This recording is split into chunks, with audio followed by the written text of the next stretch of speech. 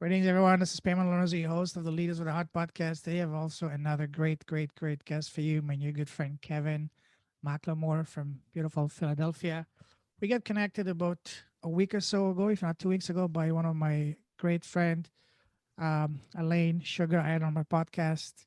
Phenomenal lady, love what she's doing, and she was kind enough to connect me with this another equally amazing leader with a heart, Kevin. We connected with a wonderful conversation about 2 weeks ago and we finally found a time that works for both of us to have him on the podcast to share his story.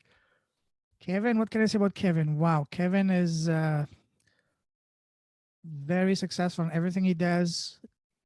He grew up in a challenging environment. We're gonna talk about that, but he's been doing a lot of beautiful impact around the world.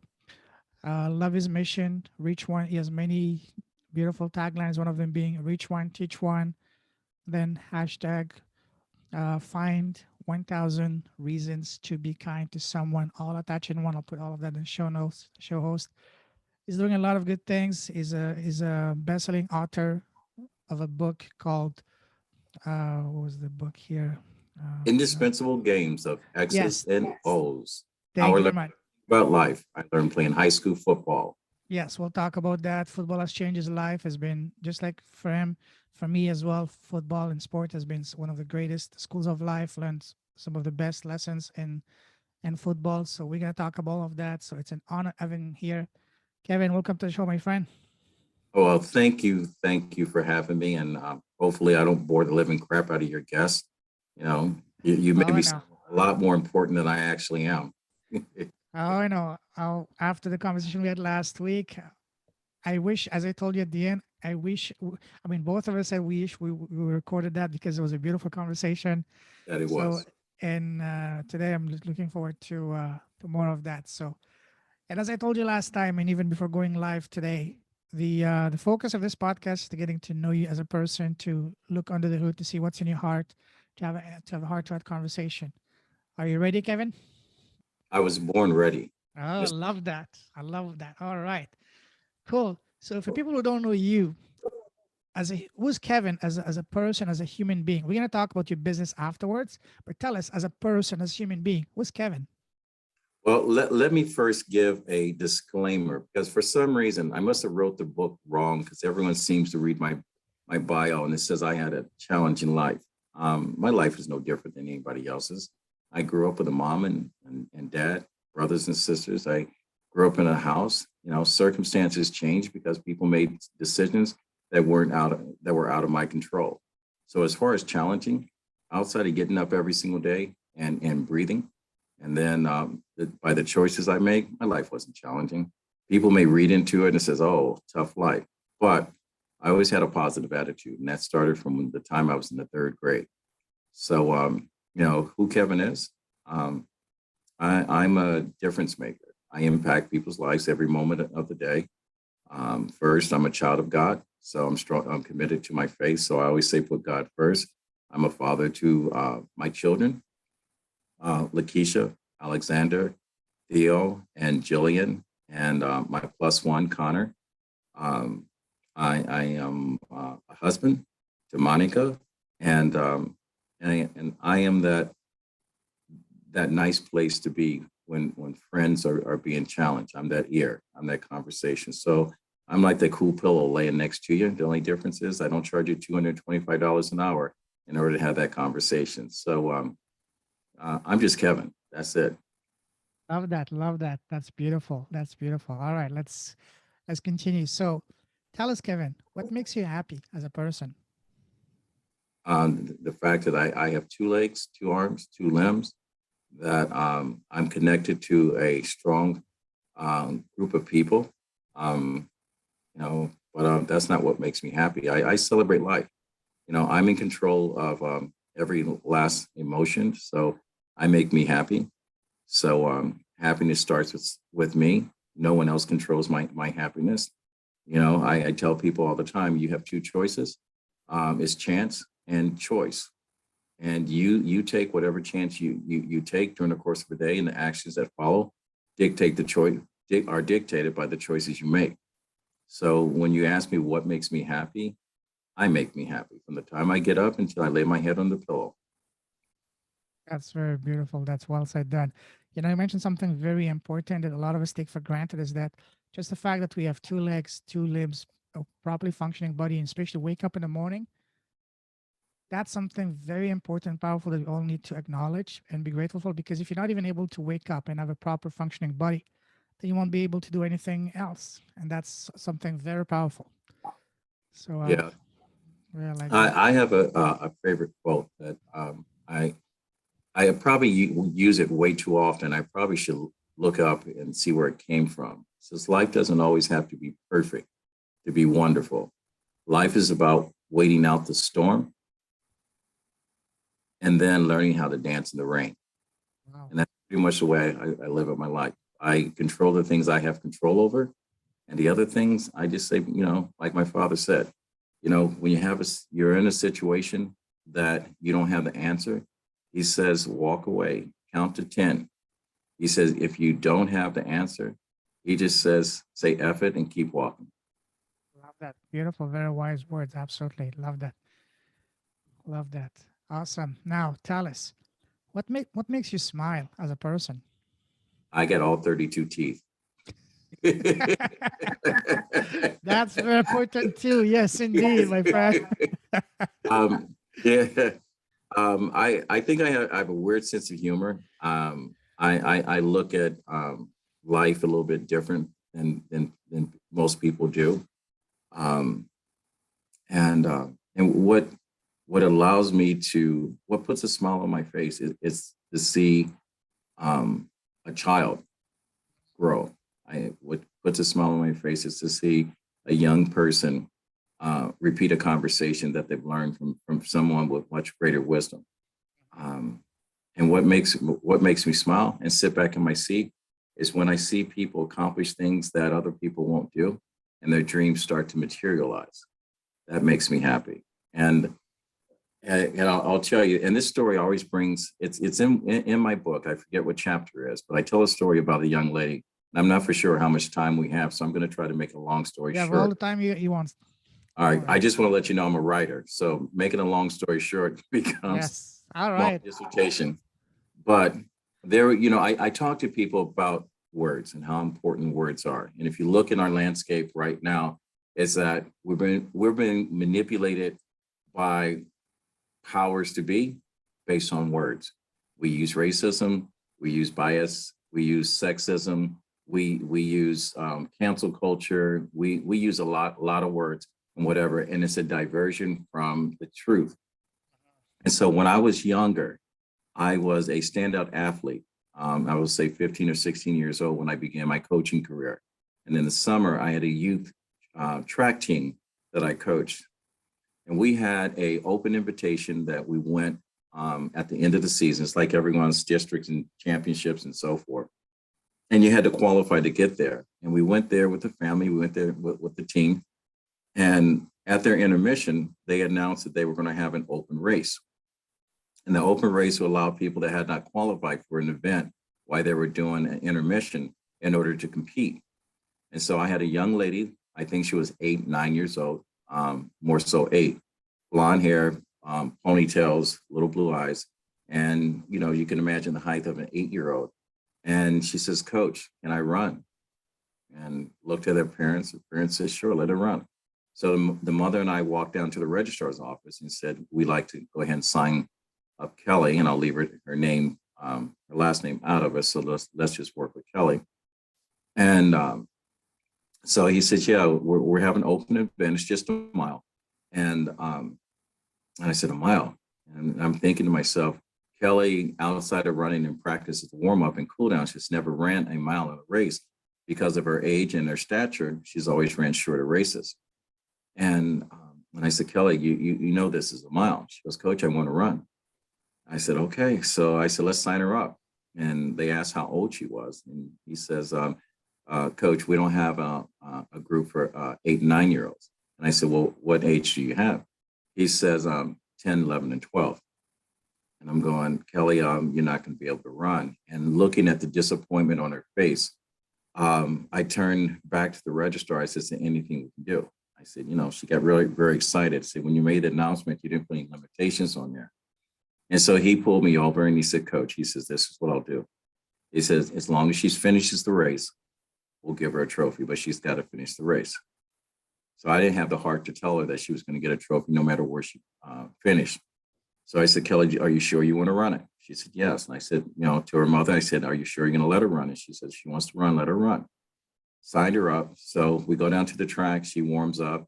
They line the girls up. And it's about maybe 8, 9, 10 girls in the race. And the gun goes off. Or I don't know how much you know about track and field, but on most tracks, 4 laps is a mile.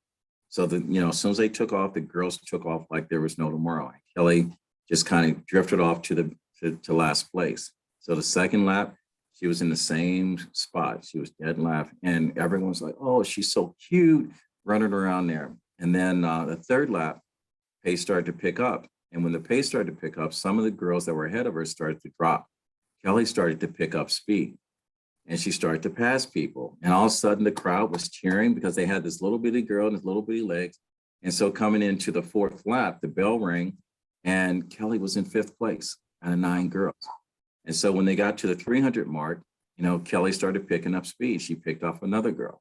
And before she got to the 200, she had picked off another girl and was running side by side with the girl that was in the 3rd place position.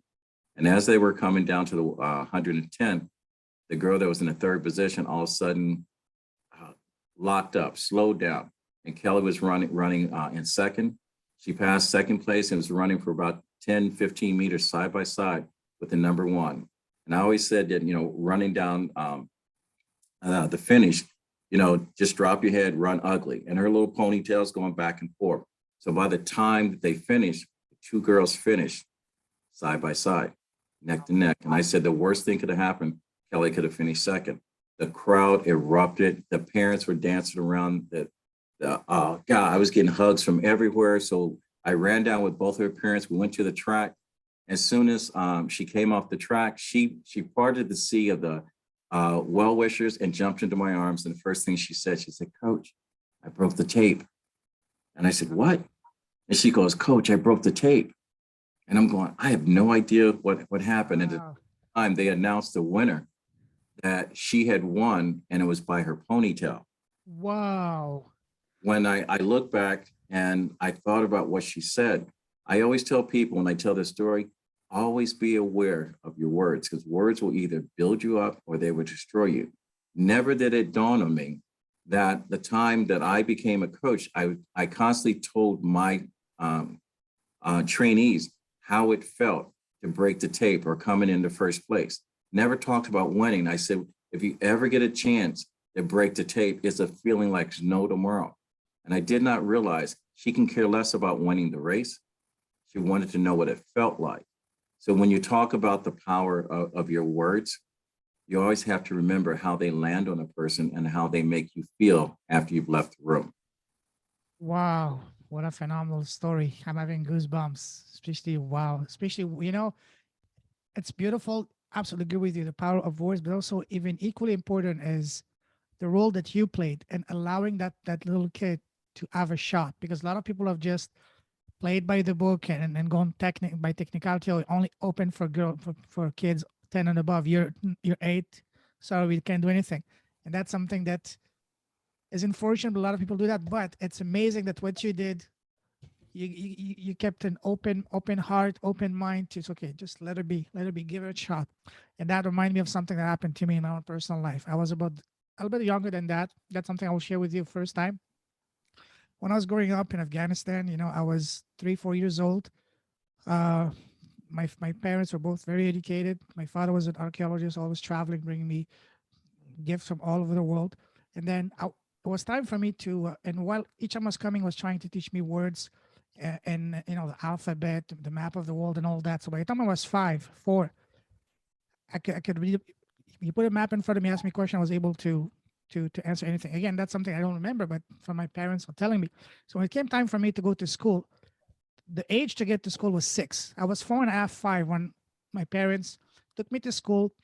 Again, same similar thing. When you mentioned that story, I was sitting in the office of the principal of the school, He looked at me, said, asked my father, how old is he? He said, he's 5. Well, he's too young. School is only 4, or 6 to get in. And then he started talking to me. He had an open mind, started asking me question, asking question about capital of the world, and asking me some words in French and other places. So you know what? Doesn't matter. You're in. So that principle allowed me to go to school 1 year earlier. And as a result of that, and again, I'm not toothing my own horn, but I was able to, within the next 2 years, to skip another year because of that, because somebody believed in me. And that's something I will never forget. So we need people like that, more of that in the world. So I salute you for that, Kevin, because by the fact that you allowed that little girl to take part in that race, not only it elevated her belief in herself and gave her the greatest gift, probably one of the greatest gifts that she would have received anytime, anywhere in her life, because she understood that, hey, I can do anything. And that sense of, hey, not only I can do anything, but there are people out there that have good hearts. That's one of the most beautiful gifts that you or anyone can give to a child. So for that, I salute you, because that story really resonated with me, because I went through something similar myself in my own Well, life. and then that's what I said about chance and choice. You know, I don't know if the decision that I made at that time was more that had anything other than me just being a good coach. But if she didn't take the chance, Exactly. we'd have never known the outcome. And that's the reason why I know so many people that are in positions and they tell stories about someone taking a chance on them because they weren't qualified for the position. And I had a conversation with a film producer and a sponsor the other day, and the sponsor was telling me, as well as the film producer, they had this matrix. They had these numbers that I had to fit in order for them to do business with me. And I said to both of them, I said, at the bottom of my email, you've seen it. You're only as strong as your last no. And I said, when we use these matrix or these, reasons not to hire people or not to sponsor a certain product, this is their excuse from not saying to you, not interested, not no. Because the thing is, when you look at the Mark Randolphs of the world that started Netflix wasn't a product, it was a concept when they were pitching their idea. The people that invested multiple millions of dollars invested in the man. Absolutely.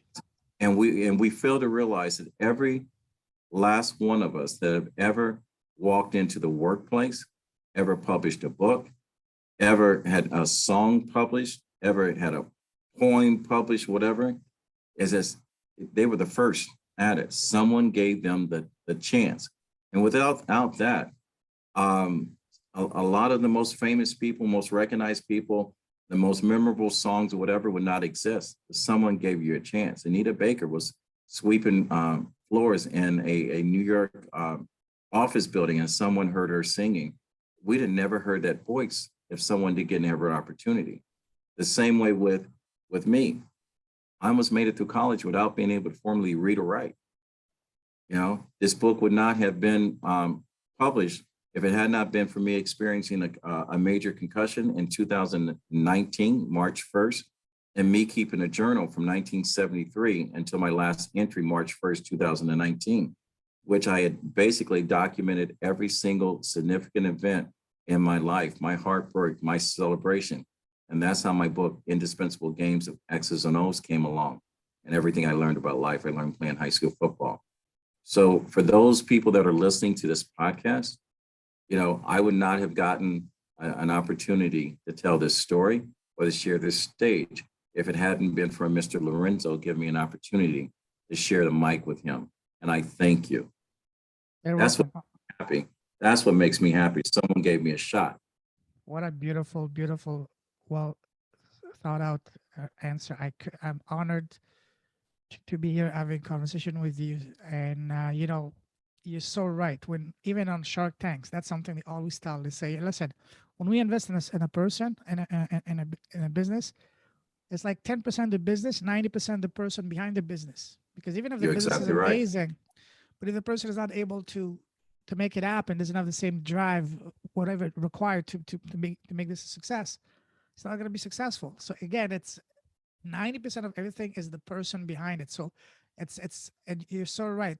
We all need sometimes someone to just not to give us a permission, but to believe in us. And then once, and then it's out.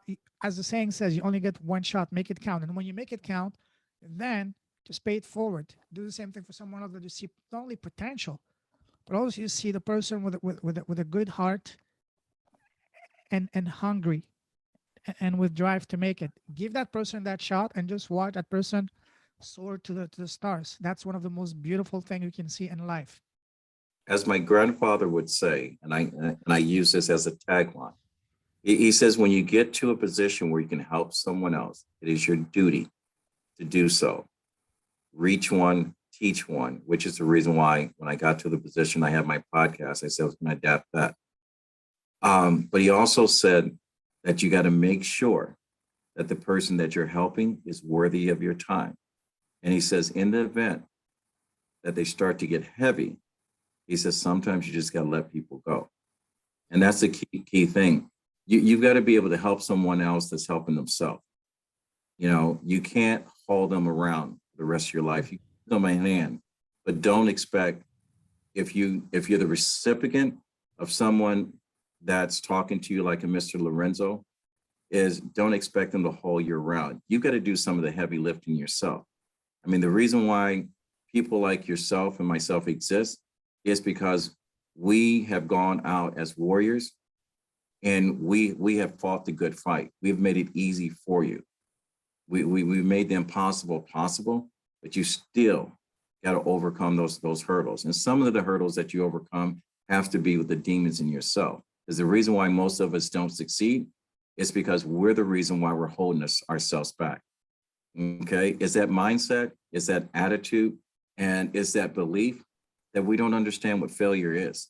We think failure is something that makes it something impossible. Failure is experience. Totally. Thank you. How do you know how to love someone if you hadn't had your heart broke before? How do you know how to show up to work on time if no one gave you a job and gave you a time to be there? Okay. Totally. I get asked all the time, you know, oh, I would love to write a book. How do you do that? How do you write a book? Okay. And I just said the same way everyone else does. Every book starts out the same way. First page, last page, first sentence, last sentence. You know, Totally. it's your purpose that gives you a reason to write the book. Everyone talks about the word why. Find out your why. At every level of your life, your why keeps getting redefined until you find out your own truth. And then the world opens up to you as why am I doing what I'm doing right now? Absolutely. Wow. Beautifully said.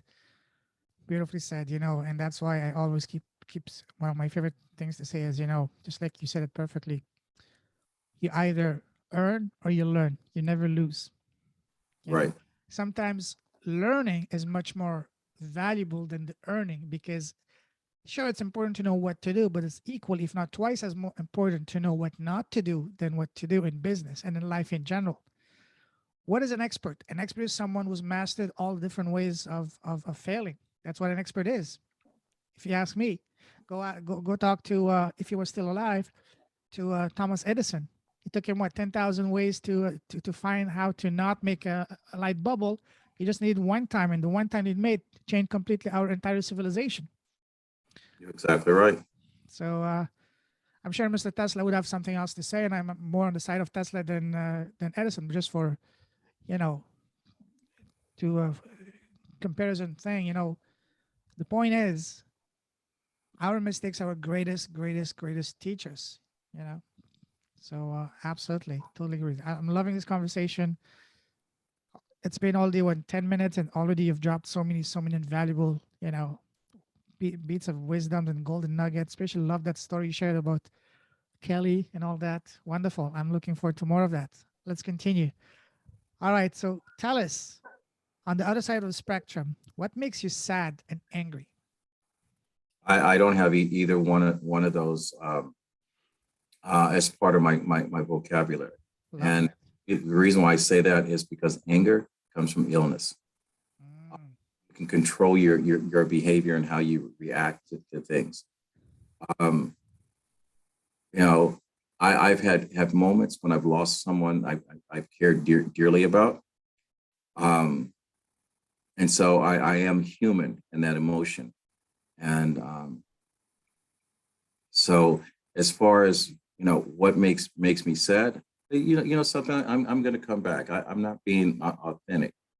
When I look at the world that we see today, um, because I question humanity. Because at some point when I was growing up, I thought the system that was set up with biases that would oppose a certain lifestyle, a certain attitude, a certain approach, a certain consciousness about people that look like you and me. I thought when I was raising my kids, I was raising my kids into a better world. Still at the age of 16, I still have to tell my kids that, when you get your driver's license and you get pulled over, this is the way you need to conduct yourself. When his schoolmates don't get the same conversation because they're much lighter and they grew up in a different environment. I mean, I didn't grow up with the lifestyle that I had because my father and mother and my grandparents, they provided me with the best lifestyle that they knew. I got a chance to go through, Kevin McLemore 1.5, and I'm 3.0 right now. And hopefully my kids will go 4.5 and 5.5 in their life. And hopefully they carry on 50% of the good stuff I gave them and drop off the 50% that they disagree with. And I think that's a parent's responsibility, is to provide a better life for their children and children to do from there. And that's how we create legacies. It's not just financial, it's also an emotional legacy. So what makes me sad is that we have not overcome our biases, not only biases within the world population, but even in our own races. We discriminate against height, color of eyes, social economics. That makes me sad. Good Um, accents. yeah, we're not learning, and we're destroying the planet. That makes me sad. Um, we are devaluing the position of the female role in this life. I just picked up a book and discovered that um, a person of color wrote the original story to The Matrix, which is there's a movie coming out as a sequel, and also The Terminator. Did not realize that Terminator was a prequel to The Matrix. Wow. And if you want to Google and look up Sophia Stewart, I'm just started reading her book, but I'm going to be interviewing her in the next couple of weeks, along with Tim Tebow, and to talk about child sex trafficking and whatever. So the world right now, we need to excel. We need to change channels, and we need to put our priorities. I look at the COVID situation that because of profit, we're putting dollars and cents in front of humanity. And a lot of our good poets, writers, teachers, educators, engineers, content creators are losing their life because of taking positions to either save another human being, or taking a position because they think that something that someone wrote on a piece of paper a couple hundred years ago applies to the life we live now. So when you talk about that makes me sad, that makes me sad. Ignorance makes me sad. Yes, I agree. There's still we have a lot to do to truly mature as at the soul level as a race. Absolutely. That also breaks my heart when I see all of that around the world, especially all this divisions. And I'm not talking just about worldwide, but even within our countries. There's a lot of polarities, a lot of division created on purpose by the media, by whatever. That's why I haven't watched the news for the past 5 years, because it's useless. It's gonna make you and me, sad, angry on things we have no control over. Instead, I will just focus on what I can control, what matters to me, my life, my health, my business, my family, the relationship that matter. Once I heard some wise gentleman tell me, hey, don't waste your time with the news. If something is important, you will hear about it. You will know about it. And that is so freaking true. And yeah, I agree. There's so many things that we still need to work together instead of dividing us. We need to come together, regardless whether you're white, black, blue, green, purple, whatever you are. Let's come together because at the soul level, we're all the same. Blood is right for all of us. You're exactly right. And people don't understand. And this is what we are fearful of. All right. The people that are part of the, I think I pronounced this right, oligarchy, is the people that control the vast wealth of this Yep. country. And they want to keep the caste system. Oh yes. And what's their biggest fear? The conversation you and I are having together. They don't want us to create an alliance. That's the reason why we have the caste um, subject right now. That's the reason why we're separating men versus women. As long as we keep, you know, everyone separate and no one joining together, they exist. I mean, if you look at the fact that during the pandemic, everyone has suffered financially, except for the wealthier get wealthy. All right, you ask yourself why, and when you look at that, they're part of the 1%, but they control 90% of everything that happens to us every single day. And if we ever realize and come together, and this is where their fear is, we will change that because we're simple and kind people, the people that affect this economy and this environment every single day. And we want to see things work, you know, but there's no profit in kindness. There's no profit in love. There's no profit in harmony. Okay. As long as we keep drama, we can profit from that. And I tell people, especially young people, they're always chasing a dollar. And I said the reason why that conversation exists is because a dollar is not meant to be caught. Take $100 bill and ask where its history. It has probably gone to the biggest tyrant that has ever, hit this planet. But it's also been in the hands of a person that gave $100 to someone that needed it more than them, that didn't have a place to sleep. That dollar has no loyalty to any of us. So why do we protect it like it's our own child? So true. So true. You mentioned all the craziness around the pandemic and all that. In a way, how how horrible it's been, and it's affected a lot of people in a bad way financially. A lot of people have lost their lives, their health. But in a way, I see it as a blessing in disguise because we as a human race, we needed that to wake up, to shake us up, to really make us focus and reflect on what really matters. Instead of just like you mentioned, perfect, instead of chasing the mighty dollar, chasing financial, material things, it has allowed a lot of people to reflect on what really matters. A lot of people are making decisions now based on what truly matters with them, their families, their health, doing things following the heart. And as I'm sure you're aware of it, there's a massive trend right now, especially in the US, of people quitting their jobs because they realize they don't need all this BS that comes with, the corporation, the greedy bosses or whatever, the commute. They're realizing that, hey, they can be much more productive working from home, being around their loved ones.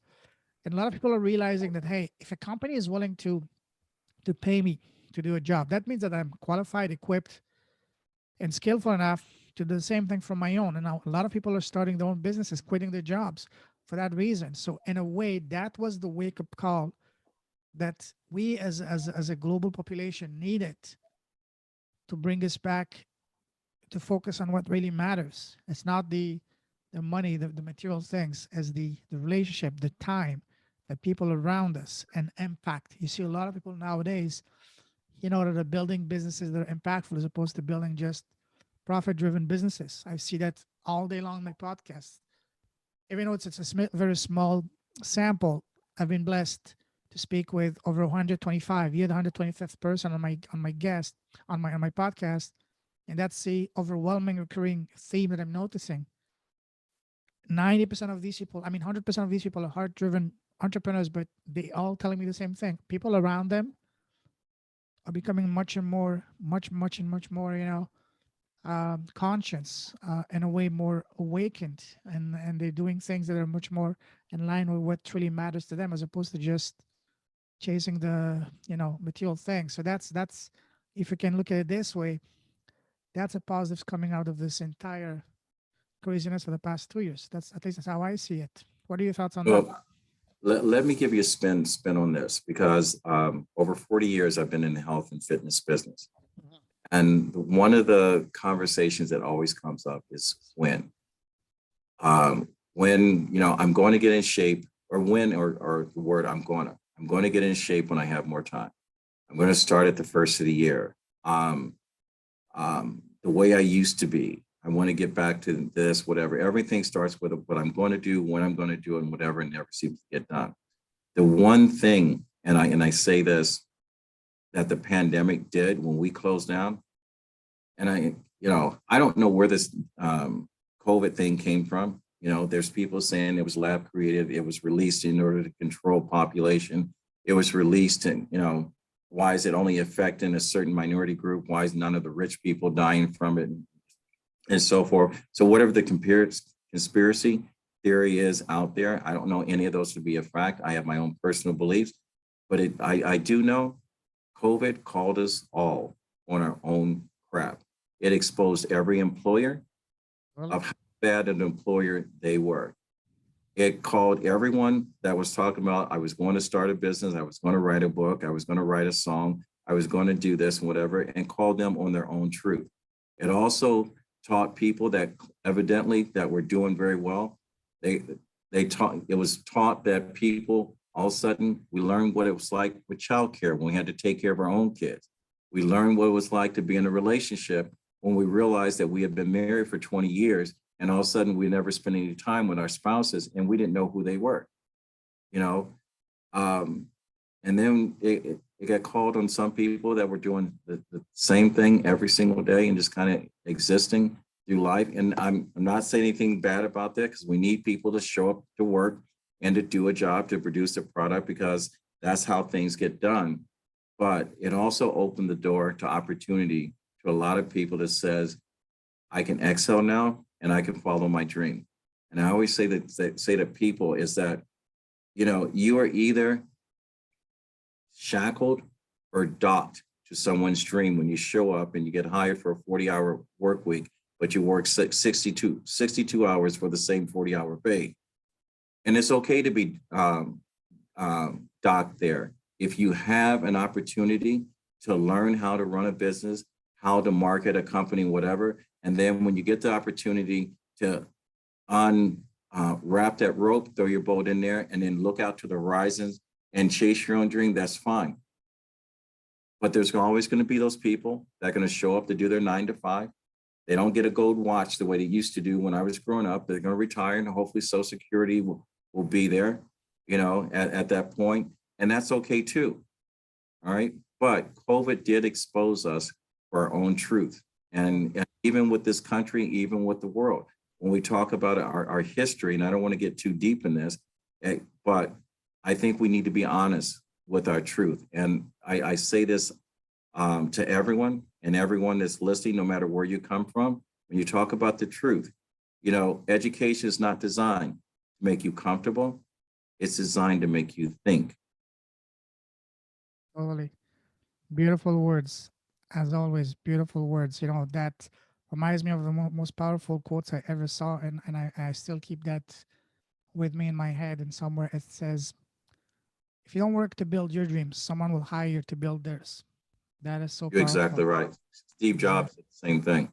Yes, absolutely. God bless his soul. Absolutely. Yes. Very powerful. All right. Let's keep moving forward because, we can be talking for 3, 4 hours. I would love that, but let's move forward with it. So now, what would you say, Kevin, is your number one personal superpower?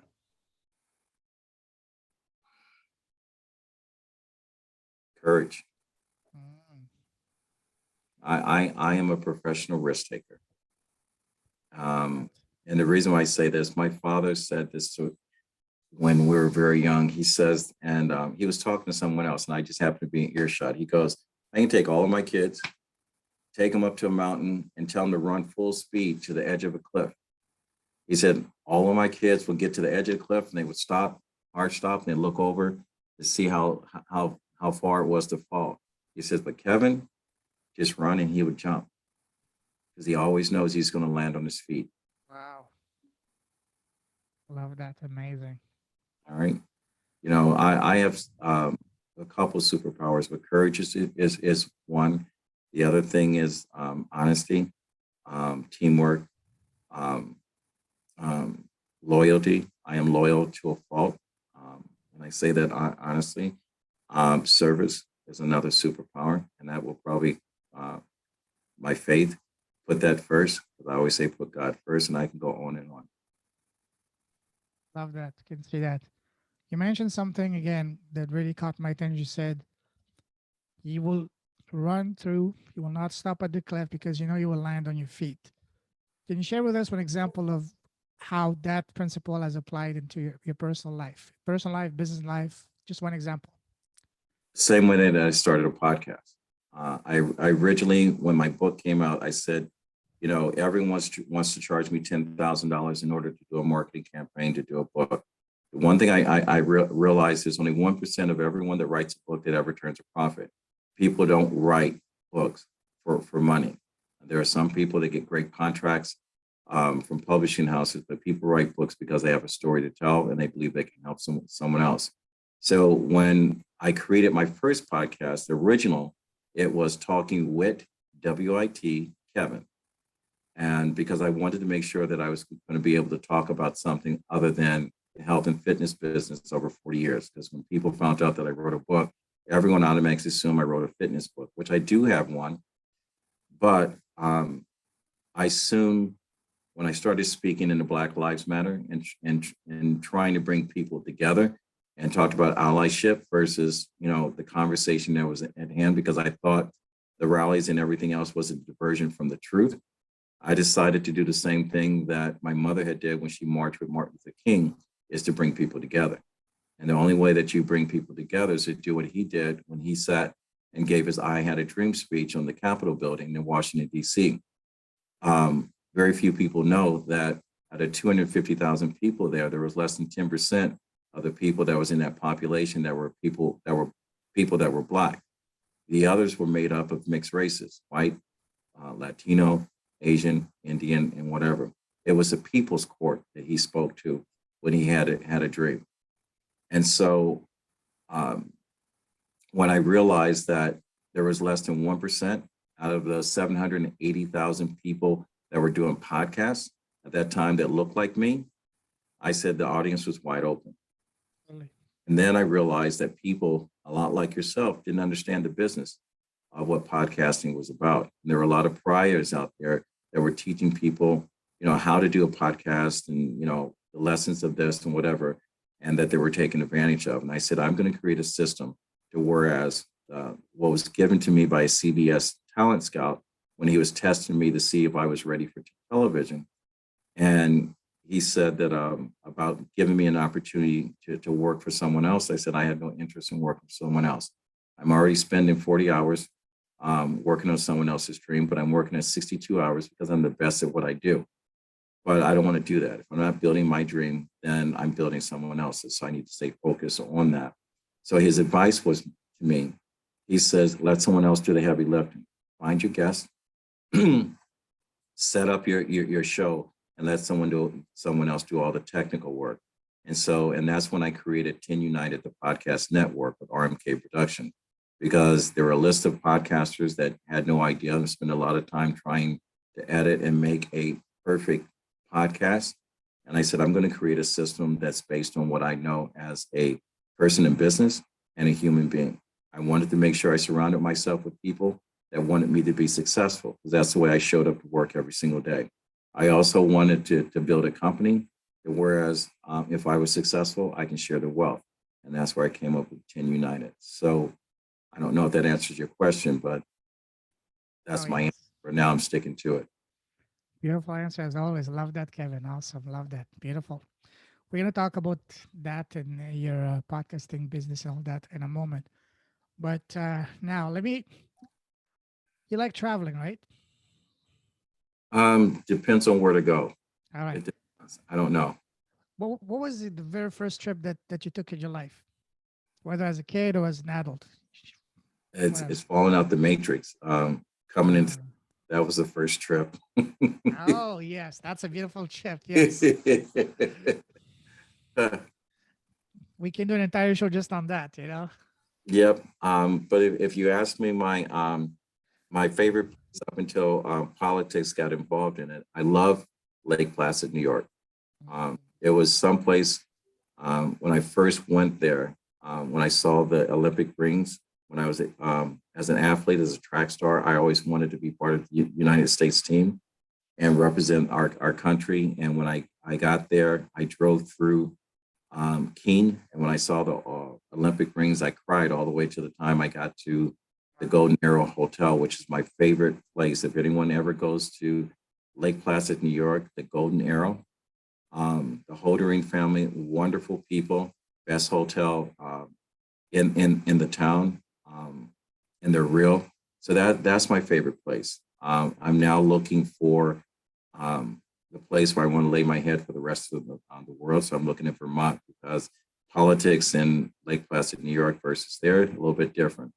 I want to make sure that my kids are welcome, my friends are welcome, because they run the gamut of sexual orientation and colors and whatever. And I want to make sure when I open my doors to my family and friends that the town that I reside in feels the same way I do. Love that. Beautiful. I love your vision, your mission, all that. That's exactly what we need now more than ever. Now, let me take you now a different type of travel. Let me take you down memory line. Go back to when you were a young boy growing up. You know, when we're kids, people around us, family, friends, relatives, teachers ask us, Kevin, what do you want to become when you grow up? What was your answer as a young boy? I'm going to segue and twist that differently because I had an eighth grade teacher who told me I was going to amount to nothing else but a janitor because I was a little bit of a cut up in school. So the one thing I said I was never going to be, unless I owned the company, a janitor. There's nothing wrong with it. It's just that she did not see my potential. What I'm doing right now at this very moment, changing people's lives, is what I was set to be from the time I was in the third grade. I have not wavered from making a difference in people's life. I'm still kind of going through like a Groundhog's Day since the concussion, and I still run across people that I've met when I was very young that have told me that I had impacted their life, and I was an old soul as a very young person. So I've always been on this mission. I've been one of those people that I'm doing what I was born to do. And I guess I can say, since I love to talk, that's what I'm doing. It's amazing. That's the best place to be in because it doesn't even feel like work. You would do it for free even if you want to do it because that's your passion. There's nothing more beautiful than that. Absolutely. Now Well, let's. I'm not doing anything for free. Oh, absolutely. That's what I know. That's what I I'm meant. just joking. I I'm know. I just know. joking. And the reason why I say that because I hear that quote all the single time, and I tell people, I don't care what it is. If you do it and you build it, you need to be rewarded for it. And my Oh, grandpa always says, do something great in life that you change someone's life, and they'll stand in line to pay to hear how you did it. beautiful. Totally. Totally. Absolutely. Wow. Now let's state when you were a young boy growing up in school. What was your favorite subject in school? Art. Mm, which one? No, art. I draw for passion. Okay. Remember, I said um, I almost graduated from college not being able to read or write well. I was a little Yeah. embarrassed to tell anyone, and my father and my parents would not allow them to put me in special ed, so they forced me to fit in with everyone else because they believed that I had to compete with everyone else. And I'll say this, and that's the reason why I always use the term 10. My grandfather told me in order for me to be equal to anyone that looked different from me, and I would say anyone that was lighter and brighter, he says I had to be three times as good at what I did to be equal. I chose to be 10 because I knew I was going to be competing with the world. So I didn't want any excuses. And that's pretty much the way that I live my life. I do 10, I do everything 10 times better than everyone else because I don't want to leave any gray areas there. Don't want to leave any stone unturned. I will outwork Santa Claus, on Christmas Eve if I had to. So don't call me out, Santa, because I'll do it. That's amazing. Oh, Santa is gonna hear it because it's Santa season. Yeah. Awesome. Now let's move forward. Let's talk about your path. From the moment you left school to now, how would you describe your path? Would you say it was pretty much straight sailing, smooth sailing forward? Once you get one lane, or was it like turns and twists, like a roller coaster all along? No, I'm going to tell you that's a conversation I don't entertain Mm, because I don't look backwards because anything that's behind me, I write in books. That's history. I'm a forward thinker, and what I show up to do today, that's what I create. It's just like even with the way that I train people, I don't do before and after pictures because when you start looking back at what you used to be, you seem to run back there. I wake up and look at the sunrise and sunset, and I look at the opportunity. I look at the horizon and says, "What's on the other side?" And then I walk towards it. I like that.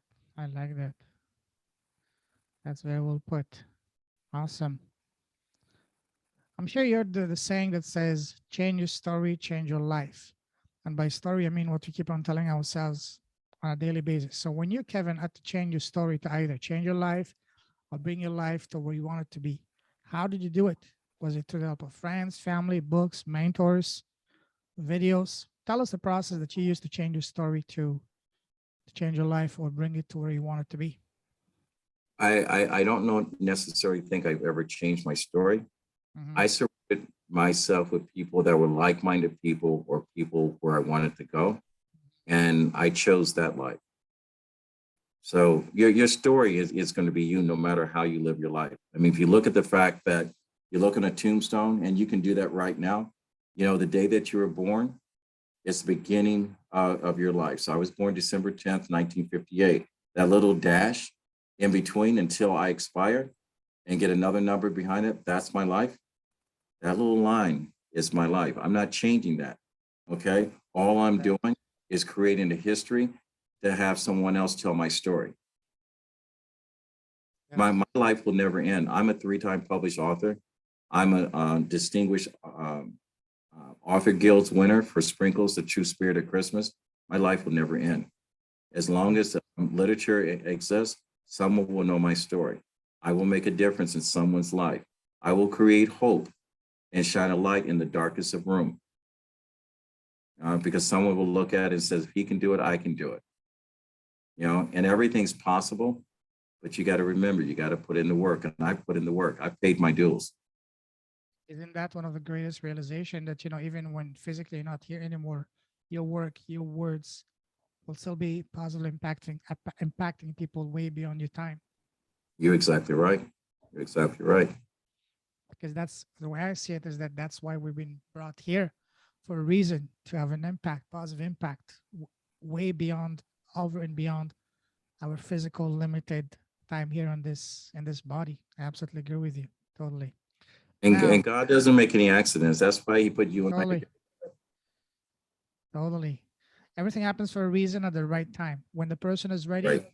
just like the saying says, when the student is ready, the teacher shows up. That's why one of the lessons I learned is that never to push someone, never to chase someone. We all on our journey. Some of us are maybe a couple of steps ahead of the others. Some of maybe a couple of steps behind. We're all gonna get there, but each of us at our own time. So, and I fully believe that I've seen that in my own life countless times. That now it's just become almost like a second nature now. Right. Totally awesome. Now, tell us, Kevin. Tell us now about your business. Tell us about what do you do and the kind of impacts you're having on the world. Well, right now, my business is morphing every single day. Um, Mm. it's funny. I read a book about the company Life is Good about the Jacobs brothers, and they talked about simplicity. And I was just thinking about the fact that I've been shopping for a tiny home. I've been looking for, a piece of land with at least 180-degree view to die for. And, if you listen to my podcast, I talk about RMK Production at 10 United, talk about our mission is to uplift, inspire people, share stories and experiences, perspectives using the framework of teaching, learning, and modeling. And then I talk about my purpose, hope, helping other people every day. And after reading their book, I said, something, I'm going to switch that around because what I do is create opportunities. So there's hope. So to simplify that, you know, is hope, giving other people an opportunity. You know, a lot of doors were closed to me, but I never gave up. So, you know, my ultimate goal is to have my Christmas book, which I won the Distinguished Author Guild Award, to be brought to life. I have a big vision for that, and I won't say what it is because I don't want anyone to steal my idea, because a lot of people are not creative. But to see sprinkles the true spirit of Christmas um, come alive. And I just ran into someone that works for an actress by the name of Kerry Washington that is reading my book. So hopefully that will spark plug. And I've had people say that, you know, we love to put this in a movie and they want to put millions of dollars in it. And I'm going, that's not what I want to do. I want to create an opportunity for people that are young animators, a first time female director that has the skill and the vision to put something together and give them an opportunity to be part of something that will be part of our history forever, instead of having them work their way up through the ranks and never getting those accolades.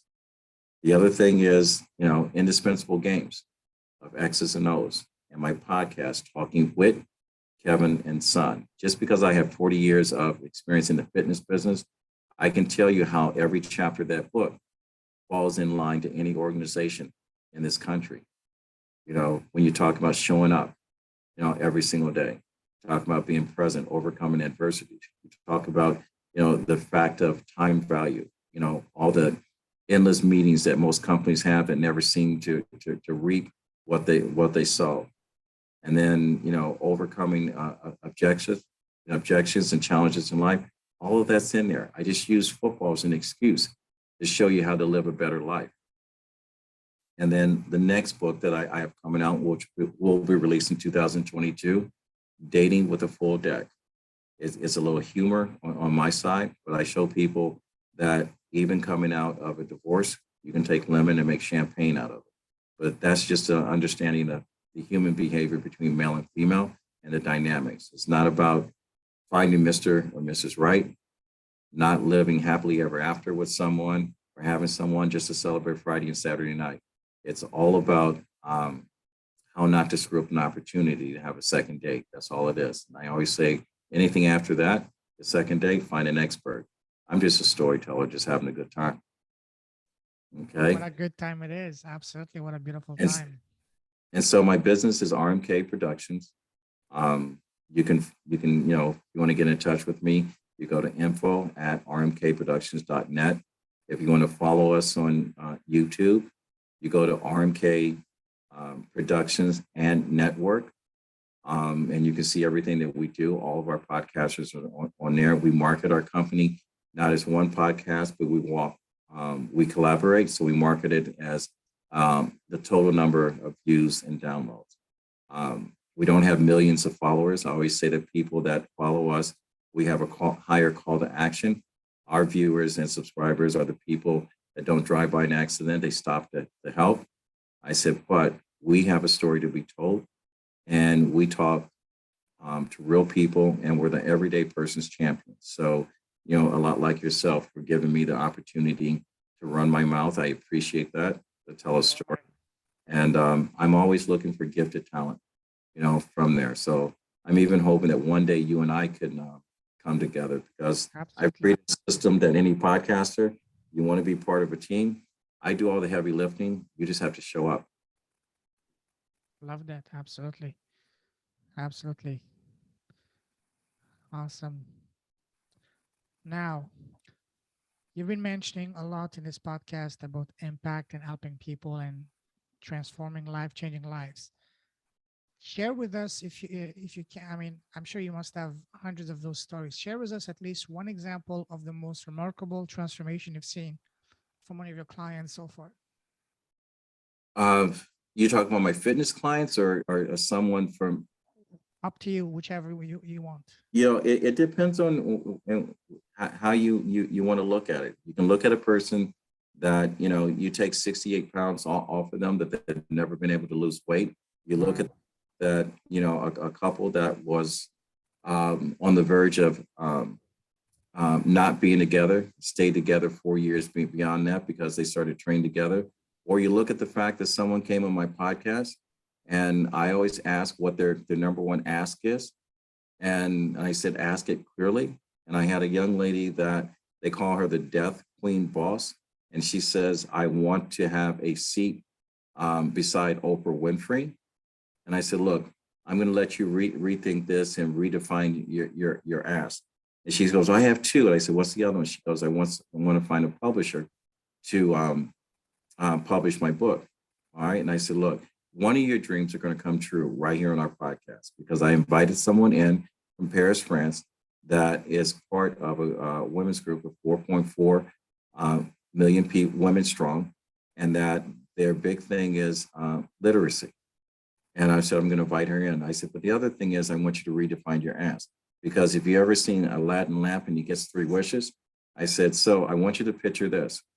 Oprah Winfrey is at a major conference, and she has 10 chairs there. And they decide, because your dream comes true, they're going to add 11 seats and they put you near Oprah Winfrey. I said, is that what you're asking for? To have a chair near Oprah Winfrey? I said, so when you ask for something, God, when you ask it, God gives it, but you got to ask it in great detail. And I said, from that point on, I want to introduce you to Mrs. Wells. All right. She is part of the Wells organization, and she granted her a publishing deal. Okay. And then when I take Ninja Kyle, and he's one of the finalists in American Ninja, 16-year-old child, and he wants to be a stunt person, I bring in a good friend of mine that's a big-time Hollywood producer, and I introduce him to Mr. Kyle. And what happens is he opens his home to him. He goes from Philadelphia to California, opens his home, introduces him to the powers to be, and little do you know that he has an audition to be in a major feature film. And not only that, his sister that wants to be a publicist, he puts her in a position to where she's now working in California as for a publicist. So those are just a couple of things. And I can go on it from a guy that, when I was 17 or 18 years old, told him not to give up on his dream to get an education. That he called me after the release of my book and said he's 62 years of age, and he's so glad he found me, because he called me on a Tuesday. He was graduating from college at 62 years of age because he had children and a life. And he said, I kept my word, Mr. McLemore. And I didn't even know that I told him that as a kid. Wow. Phenomenal. Now, this is giving me goosebumps here. Officer Gary Allen of Columbus, Ohio. I'll put his name out there. And I want to thank you for telling that story, Mr. Allen. Wow, what a powerful story. Love that, love that, love that. Also, one thing that is really, really powerful, as you mentioned, being very clear with that lady that wanted to have a seat beside Oprah. So just having a seat beside Oprah can be meaningless. You can just put a chair in. What's that going to give you? But instead, the most powerful ask that she had was to get a publisher back, because the book can be what's going to bring her into the orbit of Oprah for a meaningful conversation. So that's so powerful. Absolutely. Yes. It's one thing to ask something, but be as clear, as vivid as possible, because the universe is going to give you what you want, but make sure it's right. It's exactly what you're asking for. And believe it or not, mentioning this on your podcast, you'll be surprised on our small circle of friends. Oprah may hear this and says, how do I get in touch with Kevin McLemore? I want to talk to the Death Queen. When they see this beautiful young lady that lost her hearing because of modern medicine, and she's writing a book, she has a story to be told. Absolutely. And you know what? In this day and age, we're all like, what, 4 or 5 degrees of separation for everyone. 6 degrees of separation. There you go. I always say to everyone, you're one turn of the lock to the door that will open your dreams. It's up to you to step through. One connection, one person. One person to someone else, and before you know it, you can be in front of Oprah, Elon, or whatever person that you're aspiring to reach. Yeah. Unless they want to take you for publicity up in a rocket ship and then bring you back 13 minutes later. That would be right. That would be worth it, just for memories, Well, that's why I said that the best publicity stunt was to put Michael Strahan, one of our beloved heroes, which I have a lot of respect for, and to take him and put him on that ship. The only thing that they didn't realize is that the person that had the mic caught a little bit of the conversation when he says, Mike says, I want to do this again. And whatchamacallit, I forget the name of the guy that did the shipping. It's not important. He says the next one you have to pay for it. So, you know, I personally think all this money we're spending for millionaires, that if we put it to good use, a lot of the social issues that we have can change. Totally. I have a goal with my company to give a child that's worthy of an education, that's not in an environment. We talked about this, to be able to pay for the 4 or 5 years that he or she goes to college. I have a system in play that 2 years after we've been in business, or 3 years, that we can put together a system that we make sure that any kid that's going to public school does not miss a meal, that it's a healthy, nutritional meal. And I have a conversation that I'm going to be having on my podcast in the very near future with a young man that's actually putting millions and millions of dollars of food on people's tables in California, that we're going to spread his message across the globe. I would love to connect with that person and bring I'm that going to to my connect you to it. podcast. I am going to connect you. Thank Anything you. I have access to, any interview, I'm going to share with you, because the only way that Thank we you. are going to get the message out, if we share content with each Totally. other, and we share access to that content. I mean, we've we've gone far beyond trying to have a guest just be on our show. Okay, that's not the way that a farmer works, and that's what we are. We are visual content creators, and we are farmers of human content. We've got to make sure that when we sow a row, that we plant a seed that everyone benefits, and when we harvest it, it's the outcome of when we release our podcast interviews, and what happens when people connect and they follow us, whatever. And people don't realize I have a 94% viewing rate. That average person spends about 5 minutes listening to one of my podcasts, which is good for advertisers. But they, because there's nothing in it for them, they don't subscribe and they follow at the rate that they're viewing. And I know we're in a thank you economy, and I say this all the time. I thank you for this opportunity. I hope I'm not boring you, because I talk. Oh no. And, and I thank the people that follow me and listen. And that's all I got to give. But opportunity for me to give more will happen. That's what it's all about, is giving opportunity for people to show up and shine and and do good out there, because the more you do that, the more opportunities you will be given, the more doors will be open in front of you, and the more people will start to notice you. It's all about that, showing up, shining, and doing good. That's all it's about. So All you're right. doing your work for that. You're doing God's work on this planet. So bless you. And you just read my mind, because that was exactly my next question to ask you about. What causes as dear to your heart, and you mentioned about helping the kids in school having access to food. So that's amazing. That's very in line with what I'm doing. As I told you last time, as I launched my first mastermind for a group of heart-centered entrepreneurs to help them start their podcast. For every person that signed up, I'm going to be sponsoring a year of access for a child or teen in India to get access to football, the beautiful game, soccer, for a year over there, because I've seen it in my own life as a professional football coach in China, how sports can be not only an amazing platform to educate and to teach, but also to empower and to inspire kids. I've seen it in my own life and with my own eyes. So this is what I'm doing. So I'm super happy that we're on the same page. So yeah, thank you for that. Uh, I'm going to introduce you to my partner, Ray Porch. He's an educator in the Burlington public school system, because education is key to have all the things that we're Totally. together. And he has strong conversation on inclusion and diversity, and all the other stuff that falls within that. So I'm going to definitely connect you with Thank you. him. So he has a story that definitely needs to be told, and wonderful human being, I wonderful would human being. thank you. I would be honored to connect with that person and share, because this podcast is all about giving a platform to people with powerful, inspiring stories, not just for me and them to have a wonderful conversation, but if me and you and me and him and her sharing their stories, we can inspire just one person to do good, and that person goes on to inspire another person, and so on and so forth. And together we can create a unstoppable ripple effect around the world to change the frequency, direction, vibration of this planet towards a more positive direction. And that's the ultimate vision I have for this podcast. It's more than a podcast for me. It's a platform. It's a movement that I'm building, one guest at a time, one impact at a time. You're Over the exactly time, right. over the years, this is what's fueling me. This is what's waking me up in the morning to do this. I will definitely connect you with Ray. I mean, after you talk to him, you'll never talk to me again. I call him Google. He is so freaking. All right. So, Uh, awesome. anything else? Yes, we're almost finishing here. Just I'm gonna ask you a series of rapid fire questions on advices. What would you say so far has been the best piece of advice you've received? Don't be afraid to follow your dream.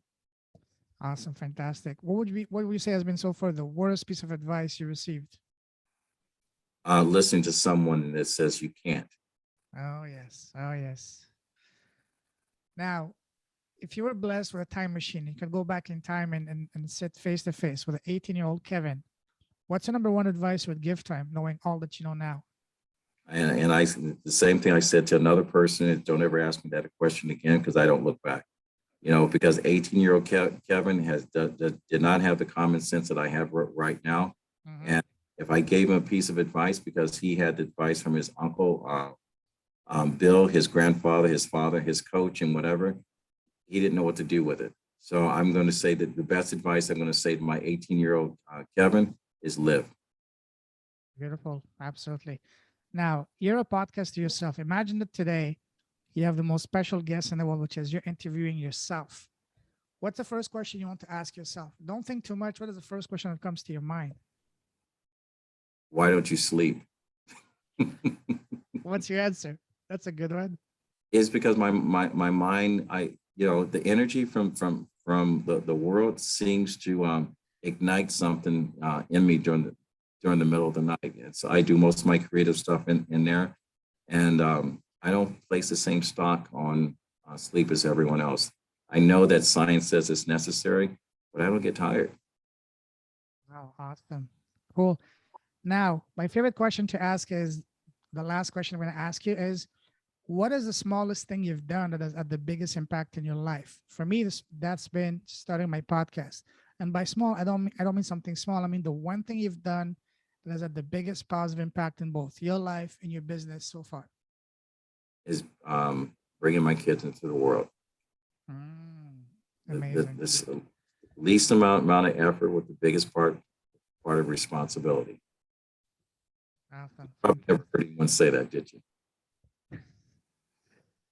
That's a good one. Yes. Mm, cool. Awesome. Now, do you have any tips for me to improve my podcast? You know something?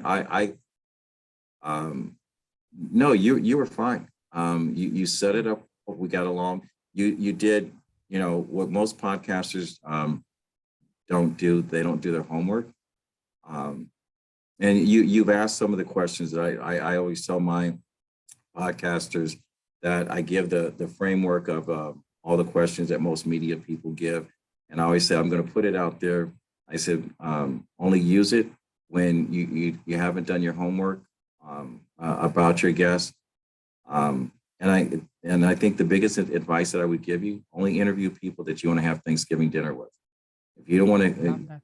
read with them, don't have a conversation because as a podcaster, you have to be a fan of the guests that you have on because your listeners will know that you're just going through the motions. And that would be my biggest piece of advice. If you don't want to have Thanksgiving dinner or whatever holiday you share with them, go fishing with them, be stuck in a boat with them, whatever, don't interview. You've got to be the fan of anyone that you bring on. That's one of the most powerful tips ever. Thank you so much, Kevin. Listen, it's been an absolute honor connecting with you. Now, if someone wants to reach out to you, what's the best way to do so? Give us your websites, any contact you want me to put in your show notes. I'm going to say if you're about doing something or making something happen, the best way to get in touch with me is direct. My phone number is 610-212-9870. If you're a social media person, which I don't spend a lot of time on it, and I know I should, but I have a team that does that, you can reach out to my team, which is going to delay having direct access to me. You go to info at rmkproductions.net or follow us on YouTube. Go to RMK Productions and Network, or go to my podcast and listen to the stories that I tell of talking with WIT, Kevin and Son, where I share the platform with my youngest son, Theo McLemore. And anywhere that has a podcast, you'll find us. Just look for the little logo on the back, and that's it. And Amazing. that's one thing I thought you would ask about, why the logo?